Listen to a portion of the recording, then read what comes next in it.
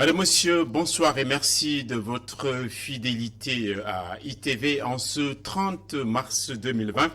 2020 est donc annus horribilis pour le monde entier, mais dans la crise, il n'y aura point de bonheur individuel. Le salut sera collectif. Voici la colonne vertébrale du journal. La pharmacie nationale d'approvisionnement par ces temps de grave crise sanitaire est un outil précieux.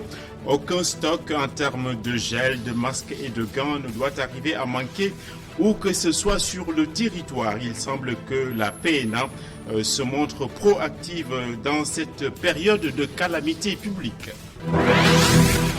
L'usine de fabrication et de production de chloroquine Médis a fermé boutique depuis lors pour avoir fait banqueroute, mais par la force des choses, la firme pourrait renaître de ses cendres avec la prescription à large échelle préconisée par les autorités sanitaires en ce qui concerne cette vieille molécule, la chloroquine en l'occurrence.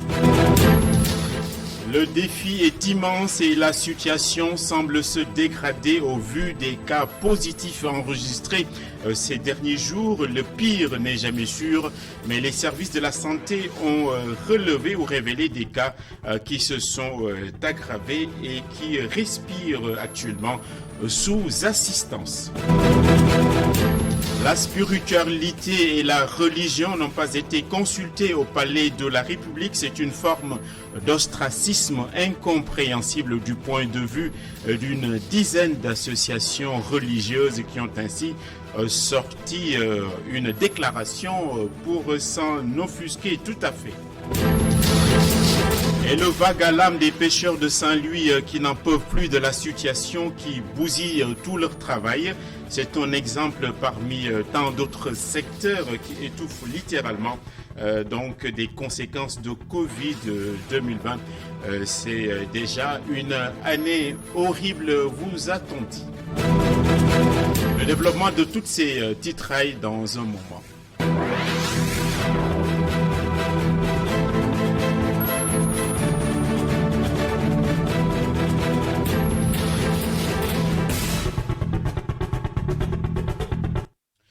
Les masques de protection, les gels hydroalcooliques ainsi que les gants sont ultra demandés partout dans le monde en ce moment. On a vu hier un pays donc en commandé donc en termes de masques 1 milliard. Chez nous, la PNA, Pharmacie nationale d'approvisionnement, fait savoir qu'elle est dans l'anticipation pour parer à toute forme d'éventualité. Reportage d'Oumar Khan et Seleman Diallo. Ici, le rythme a accéléré depuis le 2 mars, date où le Sénégal a enregistré son premier cas de coronavirus. Les travailleurs sont sur le qui-vive, ils chargent et déchargent à longueur de journée dans les caisses des masques, des gels hydroalcooliques, des gants et des combinaisons, pour la plupart en partance pour les régions. Actuellement, comme j'ai dit tout à l'heure, c'est un dispositif qui est complètement déstabilisé. Mais depuis le 2 mars, on a livré 65 000 masques chirurgicaux en termes d'unités par benn. On a livré 17 383 gants d'examen. On a livré 14 000 gants de chirurgie, gants stériles. On a livré 54 474 masques FFP2. On a livré 35 799 alcogel flacons de 500. Et on a livré aussi 4 600 solutions hydroalcooliques. Masques, gants et gels hydroalcooliques, des produits dont aujourd'hui tous les pays du monde ont besoin. Mais ici, à la pharmacie nationale d'approvisionnement, les responsables ne craignent pas une rupture de stock, du moins pour le moment. Tant qu'on a la possibilité de recevoir des fournisseurs nos commandes, je ne pense pas qu'il y ait rupture. Maintenant, comme vous savez, avec le trafic international, nous avons aussi des produits qui viennent de l'extérieur. Quand bien même nos fournisseurs ont été alertés et on nous livre aussi dès qu'il y a possibilité. Et actuellement, on attend 1 million de masques qui nous doivent venir de Chine. On nous avait donné comme délai le 30. Donc le délai n'est pas encore arrivé. Et ces 1 million de masques, c'était un renfort à ce qu'on a. À côté des milliers de morts qu'elle est en train de causer à travers le monde, la Covid-19 a également faussé toutes les prévisions. Et dans cette calamité publique, il y a une question qui a donc ressurgi. Le coronavirus va-t-il sauver la firme pharmaceutique Médis? Elle était en effet spécialisée dans la production et la fabrication de chloroquine et de nivaquine. Et depuis 3 mois, elle avait mis la clé sous la porte, sauf que la molécule semble être pour le moment le seul antidote du moment. Donc un épidémiologiste que nous avons interrogé a pointé l'opportunité de la rouverture de cette usine. On va l'écouter, interrogé qu'il était par Boubacar Dia. Ça aussi, j'ai vu l'information passer au niveau de la presse écrite et de la presse aussi audiovisuelle. Je pense que le ministre est en train de prendre toutes les dispositions nécessaires en relation avec les autorités de Médis au Sénégal pour la réouverture de cette usine. Je pense bien que on est dans une logique d'ouvrir ça. D'autant plus que dans le monde, tous les pays sont en train de se produire de la chloroquine ou d'en fabriquer, mais ils ont le strict minimum. Donc je pense qu'il faut prendre des décisions ou les directives normales pour vraiment que cette usine commence à produire de la nivaquine, non seulement pour le Sénégal, mais pour toute la sous-région. Je pense que la chloroquine, comme les tendances sont favorables à son utilisation, je pense qu'il faut prendre les devants et avoir au moins un stock de chloroquine.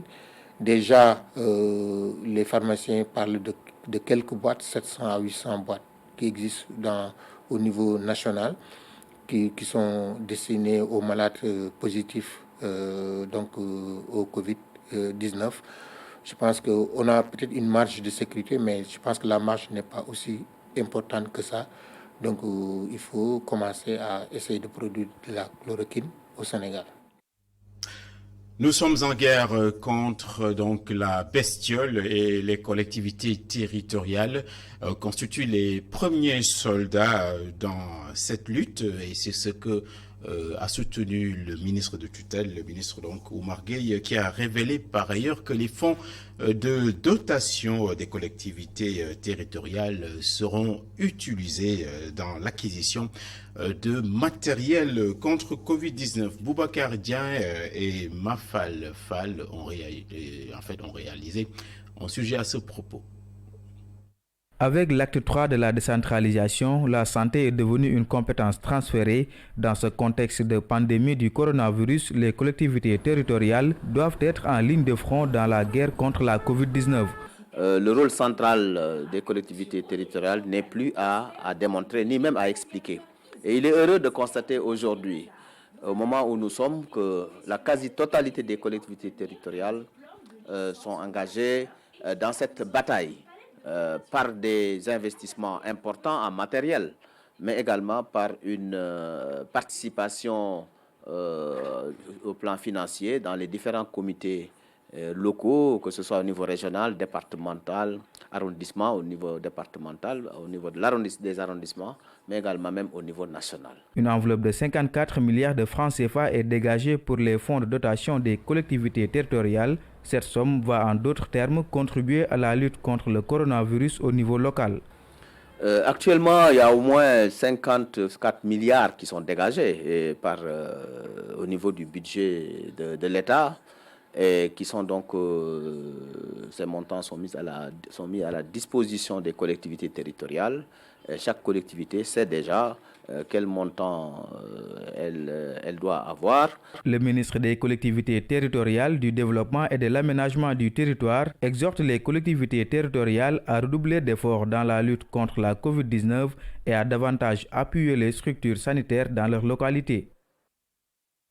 Les associations de proximité s'activent également dans la lutte contre Covid. Elles mettent autant qu'elles peuvent donc à disposition de la population de lave-mains pour s'assurer que tout un chacun a les mains propres à son passage dans le quartier. C'est le cas effectivement à Grand Dakar qui ne veut pas de transmission communautaire. Reportage sur place de Moustapha Gabar Diop et Augustin Mandan. Se laver les mains en sortant ou en entrant. Ce geste devient petit à petit la norme à Grand Dakar où plusieurs associations tentent de doter chaque coin de rue de lavoir. Nous avons dénommé ce dispositif qui est derrière nous un confinement consensuel où chaque passant a l'obligation de venir se laver les mains ou reçoit du gel hydroalcoolique. On installe des jeunes volontaires qui ont été formés à déjà prendre les mesures de précaution simples pour ne pas vraiment être infectés ou bien jouer avec leur santé. Ils portent des masques et des gants et ils donnent aux passants du gel hydroalcoolique ou bien les assistent pour qu'ils au moins prennent des mesures de prévention simples, c'est-à-dire se laver les mains à l'entrée et à la sortie. Au moment où la transmission communautaire gagne du terrain au Sénégal, cette initiative financée à l'aide de dons permet d'allier sensibilisation et action. Mettre des points, des kits, du savon, du gel peut permettre à la majorité des personnes de ne pas transporter cette maladie, ce virus, pour permettre à tout un chacun et nous permettre à nous aussi de rendre notre rue saine, à démultiplier dans tout le pays et non pas dans les quartiers, dans tout le pays. 32 des 52 rues de la commune disposent de ces points de confinement consensuels. Pour les habitants, l'initiative devrait être démultipliée sur tout le territoire. À mon avis, on devrait en mettre partout. Car au moins, si tu sors et que tu reviens infecté, tu peux te laver les mains avant de rentrer dans le quartier. En tout cas, au Sénégal, j'aimerais demander à tout le monde de se laver les mains avant de rentrer chez soi et de respecter les mesures. Nous devons tout faire pour ne pas ressembler à l'Italie et à la Chine au Sénégal, car ce qui leur arrive est bien difficile et nous n'avons pas les moyens de gérer une crise pareille aussi au Sénégal. Il y a quand même beaucoup de parents qui sont obligés de sortir pour nourrir leur famille. Mais prions Dieu pour que tout se passe bien. Très actifs dans leur communauté, ces jeunes entendent jouer leur rôle pour faire respecter les normes sanitaires en vigueur pour venir à bout de Covid-19. En région aussi, la prophylaxie bat son plein. Le service national de l'hygiène a notamment commencé à pulvériser et à désinfecter des sites dans la ville sainte de Touba où les dernières nouvelles sur le front du coronavirus sont assez rassurantes. Marché, occasions, cimetière, Bahia, grande mosquée, foyer religieux. Ce fut là-bas une désinfection à grande échelle, ainsi que nous le racontent Gora Daklo et Tchernofei. Le plan de riposte contre le coronavirus se poursuit dans la capitale du mouridisme, d'où l'opération de désinfection du marché aux cases de Touba dirigée par le capitaine de la brigade spéciale des services d'hygiène de la cité religieuse. Alassane Salam Keita revient sur l'objectif de cette opération. Une fois qu'on a déroulé une opération de set-setal au niveau d'un marché, nous allons mener également ces mêmes activités de désinfection. Mais nous continuons à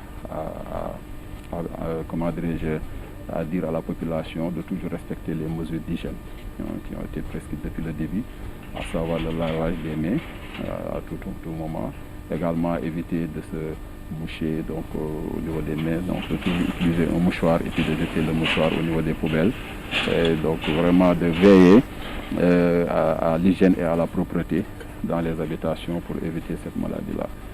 Le capitaine des services d'hygiène de Touba annonce que l'opération de désinfection touche également certains foyers religieux. Donc avant le marché, nous avons déjà fait la grande mosquée. Nous avons fait aussi d'autres grandes mosquées où on déroule la prière du vendredi. Également, nous avons fait les cimetières de Bahia. Donc il y a beaucoup de localités, et des maisons, surtout les maisons des marabouts où souvent il y a des affluences. Donc toutes ces localités-là ont été désinfectées par le service d'hygiène. Nous avons aujourd'hui fait le marché de Ocas. Nous continuons toujours à mener des activités. Malgré le recul des cas de contamination au Covid-19 notés à Touba, la mobilisation continue de plus belle pour vaincre le coronavirus. Et c'est une fausse note dans l'Union sacrée contre Covid-19. Les associations religieuses du Sénégal sont remontées et en colère malgré l'état de sidération générale engendré par le coronavirus, n'ayant pas été reçues par le président de la République et se sentant ostracisées. Elles n'ont pu se retenir car quasiment toutes les forces vives de la nation ont été reçues en audience et écoutées. On va écouter donc au téléphone Serigne Mam Chermbake Khadim Awaba qui s'exprimait au nom d'une dizaine d'associations qui ont d'ailleurs sorti une déclaration commune. Il est interrogé ici par Abdurrahman Li. Le coronavirus a eu des impacts négatifs dans divers secteurs d'activité, mais il faut souligner que cela a également eu des inconvénients dans le domaine religieux avec la fermeture des mosquées et églises qui nous empêchent de faire nos prières et autres. Vous n'êtes pas sans savoir que la religion est très importante au Sénégal.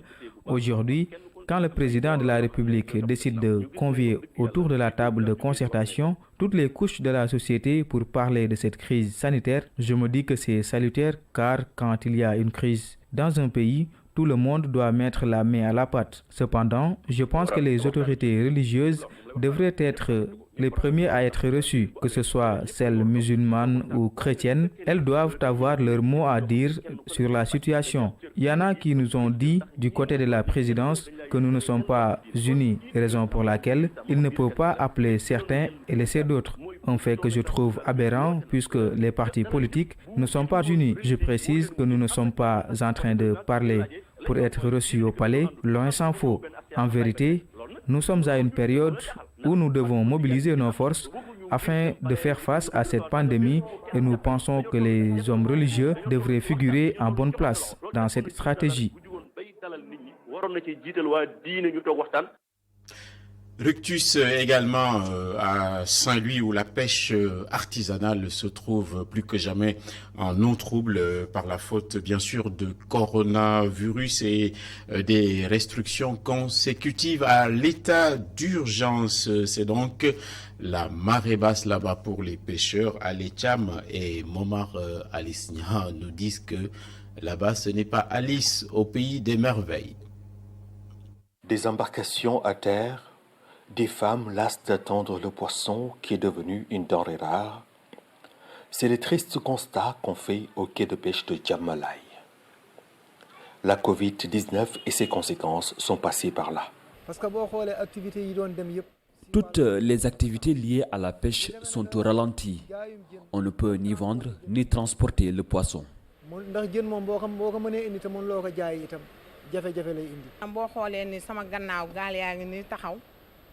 Vous voyez les pirogues derrière moi. D'habitude, elles partaient à 4 heures du matin pour revenir vers 18 heures. Mais actuellement, ce n'est plus possible parce que les gens sont obligés de rentrer à temps chez eux. En cette période, les débarquements ne se font plus le soir. Et le peu de pirogues qui arrivent sont prises d'assaut par les mareyeurs et autres banabana.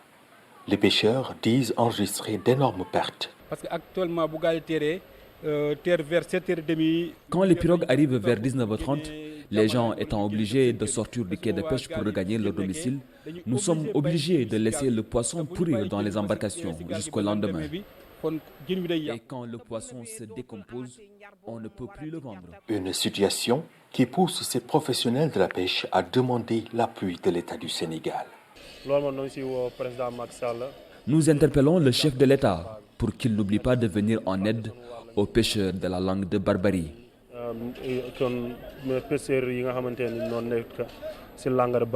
En attendant, à l'image des autres Sénégalais, les pêcheurs de Saint-Louis prient pour la fin de cette pandémie liée à la Covid-19. Et on revient à Dakar où le point presse du ministère de la Santé a délivré ce lundi des nouvelles et une communication assez inquiétante. 2 cas sérieux et graves ont été signalés donc ce jour par les services du même ministère. D'après le directeur du centre des opérations d'urgence, il s'agit de sujets donc âgés et fragilisés par ce qu'on appelle la comorbidité. Donc, il n'est pas exclu que l'état donc d'autres patients ne se détériore et se complique davantage. On écoute le docteur Bousso. Nous venons d'avoir nos 2 premiers cas graves. Donc, ces 2 premiers cas graves, dont un est sous assistance respiratoire. Donc, nous avions dit dans nos précédentes communications que c'est des cas qui sont prévisibles. Et avec l'augmentation du nombre de cas, il faut s'attendre à avoir des cas graves. Et c'est essentiellement des personnes âgées qui ont d'autres maladies sous-jacentes. Donc, actuellement, ces cas sont en train d'être pris en charge en milieu de réanimation. Et pour le moment, leur situation est stable, mais elle est préoccupante. Ce qu'on peut également dire sur les cas, c'est qu'aujourd'hui, nous avons, sur la proportion des 134, 46% de cas importés. Donc, c'est les cas de personnes qui ont voyagé et qui sont rentrées dans le territoire national. Nous avons 49% de cas secondaires, c'est-à-dire c'est des personnes qui ont été contaminées par ces personnes positives, cas importés, et nous avons 5% de cas communautaires. Aujourd'hui, jusqu'au presque 4 avril, nous devons nous attendre à avoir des cas importés malades. Donc, toutes ces personnes qui sont rentrées jusqu'à la veille de la fermeture des frontières peuvent développer la maladie. Donc, l'attente pour nous, c'est d'avoir encore des cas importés positifs. Donc, Fatick s'est ajouté à la liste comme 6e région. Mais il y a une particularité sur Fatick. Le cas qui a été diagnostiqué à Fatick, c'est en fait un cas importé qui était dans un transport en commun en route vers Kédougou. Et notre système l'a détecté et ils ont été arrêtés à Fatick, testés et diagnostiqués positifs. Donc c'est un cas qu'on peut peut-être importer dans la région de Fatick, mais aujourd'hui il y a 6 régions qui sont touchées. Et pour terminer sur le laboratoire, donc à ce jour, 1441 tests de laboratoire ont été faits. Donc ce qui a abouti aux 162 cas positifs. Et sans tomber dans l'hystérie, il n'est pas exagéré non plus de dire que la situation est en train de s'emberlificoter avec le nouveau pic de cas positifs enregistrés. Ce jour même, 20 nouveaux malades ont ainsi été admis dans les lazarets. On réentend la communication de ce matin d'Aloïse Wali Diouf. Ce lundi 30 mars 2020, le ministère de la Santé et de l'Action sociale a reçu les résultats des examens virologiques ci-dessous. Sur 87 tests réalisés, 20 sont revenus positifs. Il s'agit de 5 cas importés, 14 cas contacts suivis par nos services et 1 cas issu de la transmission communautaire. Un patient hospitalisé a été contrôlé négatif et déclaré guéri. L'état de santé des patients hospitalisés est stable, en dehors de 2 cas graves actuellement pris en charge par nos structures.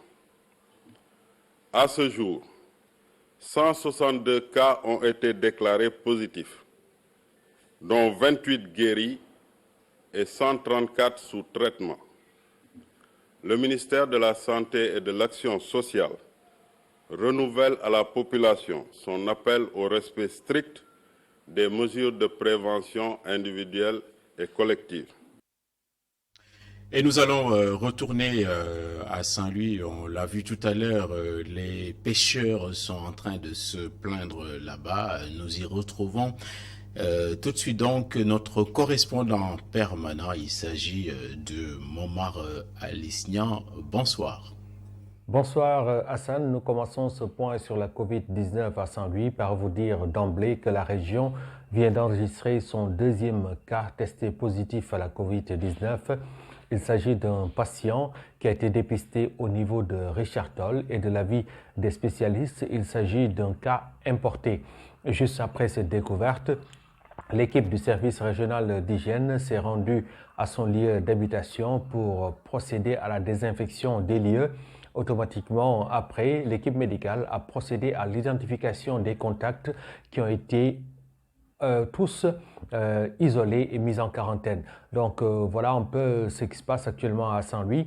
Le cas a été transféré à Saint-Louis où se trouve le centre de traitement Alors, par rapport à ce centre de traitement, il faudra retenir que c'est un site qui a été choisi la semaine passée. Il y avait 2 propositions, mais l'équipe, en tout cas d'experts qui était venue de Dakar avec l'équipe de la région médicale, a jeté son dévolu sur l'hôpital régional de Saint-Louis, où une partie de l'hôpital a été donc réservée au traitement des malades de la COVID-19.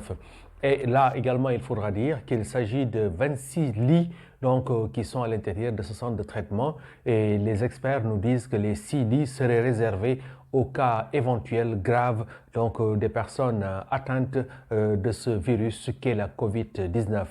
Alors, pour également rassurer les populations, parce qu'il y en aurait peut-être qui auraient peur désormais d'aller à l'hôpital pour quelconque raison que ce soit, il faudra simplement que ces personnes retiennent que le centre de traitement, bien qu'il se trouve au niveau de l'hôpital, a été carrément isolé. Et d'ailleurs, toutes les dispositions sont prises en ce qui concerne déjà le matériel de protection de l'équipe médicale, que ce soit les 2 médecins infectiologues, que ce soit le corps paramédical qui a été formé pour les besoins de la gestion de cette pandémie.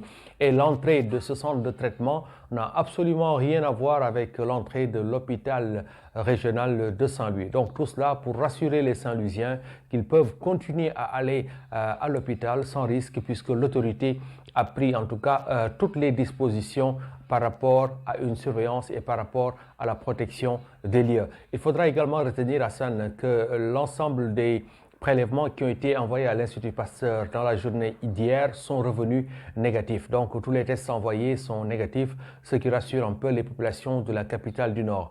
Néanmoins, les médecins continuent la sensibilisation et demandent aux populations de respecter les consignes du ministère de la Santé pour échapper à ce virus qui perturbe le sommeil du monde entier et qui perturbe le sommeil des Sénégalais. Voilà en somme ce qu'on pouvait dire sur l'actualité de la Covid à Saint-Louis du Sénégal.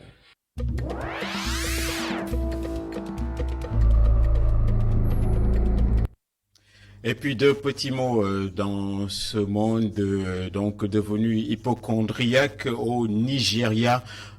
Mohamed Buhari a décidé du confinement total de la population de la capitale Abuja et de la mégalopole Lagos pour enrayer la propagation du coronavirus. Le pays compte une centaine de cas contaminés au coronavirus. Ce sont presque 30 millions de personnes là-bas qui sont donc l'objet de confinement. Vladimir Poutine et Donald Trump ont prévu de coopérer pour démolir Covid-19. Les 2 chefs d'État ont eu un entretien téléphonique et se sont dit gravement préoccupés par l'ampleur de la propagation du virus dans le monde. Ils parlent aussi d'une coopération plus étroite entre les 2 puissances. Et ce lundi, la Russie a décrété le confinement de la capitale Moscou et de plusieurs autres régions, et les États-Unis de leur côté comptabilisent plus de 40 000 cas confirmés. Bien que controversé, le traitement à la chloroquine est autorisé actuellement aux États-Unis, mais seulement et exclusivement à l'hôpital. Le département de la santé américain a donné son feu vert. La molécule sera distribuée et prescrite par les médecins aux patients adolescents et adultes atteints donc du virus. Les États-Unis comptent, on l'a dit tout de suite, plus de 140 000 malades et 2500 tués, morts, donc sont conseillés sur la pandémie qui s'appelle Dr Anthony Fauci a prédit que le virus pourrait emporter entre 100 000 et 200 000 Américains.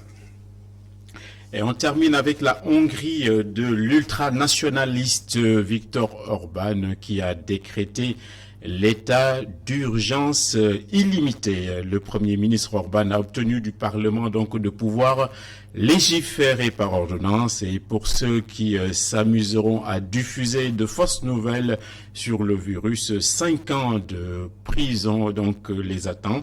L'opposition est aujourd'hui vent debout et juge ces nouvelles dispositions donc comme une forme d'abus d'autorité et disproportionné.